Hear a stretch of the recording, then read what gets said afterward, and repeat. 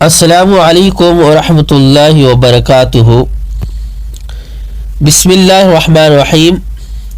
صرف 5 منٹ کا مدرسہ قرآن و حدیث کی روشنی میں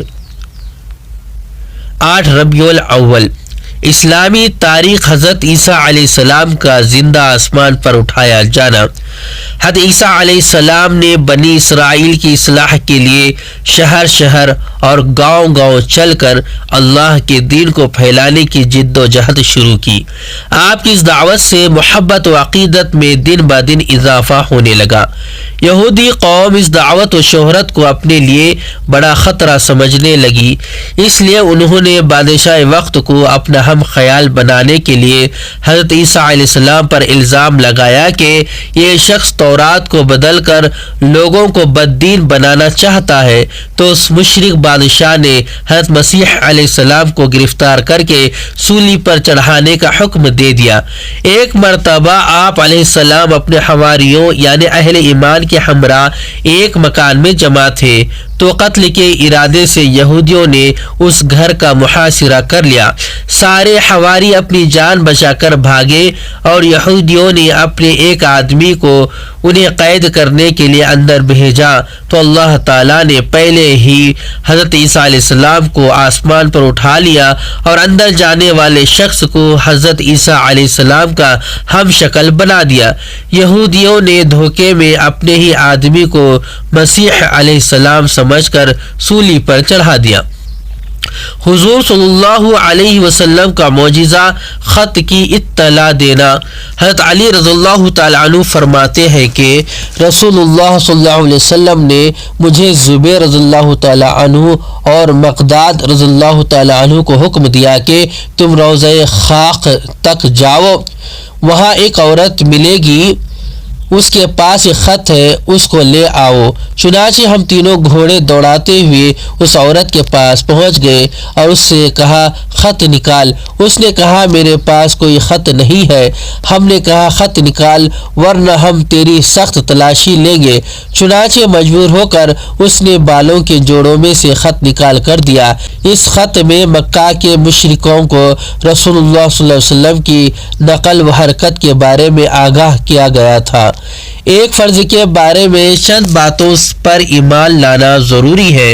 رسول اللہ صلی اللہ علیہ وسلم نے فرمایا جب تک کوئی بندہ ان 4 باتوں پر ایمان نہ لائے وہ مومن نہیں ہو سکتا۔ پہلا، اس بات کی گواہی دے کہ اللہ کے علاوہ کوئی عبادت کے لائق نہیں۔ دوسرا، اس کی بھی گواہی دے کہ میں اللہ کا رسول ہوں، اس نے مجھے حق کے ساتھ بھیجا ہے۔ تیسرا، مرنے اور پھر دوبارہ زندہ ہونے کا یقین رکھے۔ چوتھا، تقدیر پر ایمان لائے۔ ایک سنت کے بارے میں فوراً استخارہ کرنے کی دعا۔ رسول اللہ صلی اللہ علیہ وسلم کو جب کوئی کام فوراً درپیش ہوتا تو یہ دعائے استخارہ پڑھتے، اللہم خیر لی واختر لی۔ ترجمہ، اے اللہ مجھے خیر عطا فرما اور میرے دل میں خیر کی بات ڈال دے۔ خلاصہ، فوراً استخارہ کرنا ہو تو یہ دعا پڑھ کر دل کی طرف متوجہ ہو اور جو بات دل میں آئے اس کو اختیار کرے۔ ایک اہم عمل کی فضیلت گناہ سے توبہ کرنا۔ رسول اللہ صلی اللہ علیہ وسلم نے فرمایا جب بندہ توبہ کر لیتا ہے تو اللہ تعالیٰ کرامین کاتبین کو اس کے گناہ کو بھلا دیتے ہیں اور اس کے اعضاء اور جوارح کو بھی بھلا دیتے ہیں، حتیٰ کہ زمین کے ٹکڑوں کو بھی اللہ تعالیٰ بھلا دیتے ہیں، یہاں تک کہ وہ قیامت کے دن اللہ تعالیٰ سے اس حال میں ملے گا کہ اس کے خلاف اللہ تعالیٰ کی بارگاہ میں کوئی گواہ نہیں ہوگا۔ ایک گناہ کے بارے میں دکھلاوے کے لیے خرچ کرنا۔ قرآن میں اللہ تعالیٰ فرماتا ہے وہ لوگ بھی اللہ تعالیٰ کو ناپسند ہے جو اپنا مال صرف لوگوں کو دکھانے کے لیے خرچ کرتے ہیں اور نہ وہ اللہ پر ایمان رکھتے ہیں نہ یوم آخرت پر، اور جس کا ساتھی شیطان ہو گیا تو سمجھ لو بہت ہی برا ساتھی ہے۔ دنیا کے بارے میں نافرمانوں سے نعمتیں چھین لی جاتی ہیں۔ قرآن میں اللہ تعالیٰ فرماتا ہے وہ نافرمان لوگ چھوڑ گئے کتنے ہی باغ، چشمے، کھیتیاں، عمدہ مکانات اور آرام کے سامان جس میں وہ مزے کیا کرتے تھے، اسی طرح ہوا اور ان سب چیزوں کا وارث ہم نے ایک دوسری قوم کو بنا دیا. پھر لوگوں پر نہ تو آسمان رویا اور نہ ہی زمین اور نہ ہی ان کو مہلت دی گئی. آخرت کے بارے میں دوزخیوں کا سب سے ہلکا عذاب. رسول اللہ صلی اللہ علیہ وسلم نے فرمایا اہل دوزخ میں سب سے ہلکا عذاب اس شخص کو ہوگا جس کو دونوں جوتیاں اور اس کی ڈوریاں آگ کی ہوں گی، جس کی وجہ سے اس کا دماغ ہانڈی کی طرح کھولتا ہوگا. وہ سمجھے گا کہ مجھے ہی سب سے زیادہ عذاب ہو رہا ہے، حالانکہ اسے ہی سب سے ہلکا عذاب ہو رہا ہوگا.